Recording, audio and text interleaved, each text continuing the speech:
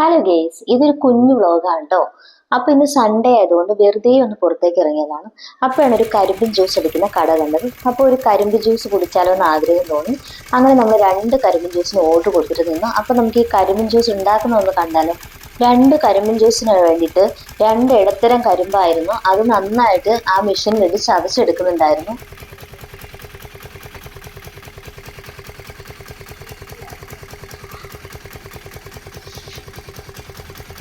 ഒരു നാരങ്ങ കട്ട് ചെയ്തിട്ട് അതിൻ്റെ ഒരു കഷ്ണം നാരങ്ങയും ഒരു കഷ്ണം ഇഞ്ചിയും എടുത്ത് ഈ കരിമ്പൻ താളിനകത്ത് വെച്ചിട്ട് നന്നായിട്ട് പിന്നെയും ചതച്ചെടുത്തു.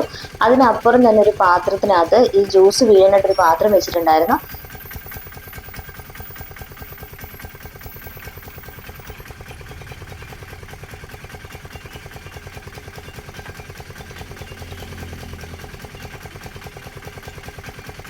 അപ്പം നമുക്കുള്ള കരിമ്പൻ ജ്യൂസ് റെഡി ആയിട്ടുണ്ട്. അത് എടുത്തിട്ട് ഗ്ലാസ്സിലേക്ക് അരിച്ചൊഴിക്കുന്നുണ്ട്. ഇനി നമുക്ക് അതിൻ്റെ ടേസ്റ്റ് ഒന്ന് നോക്കിയാലോ.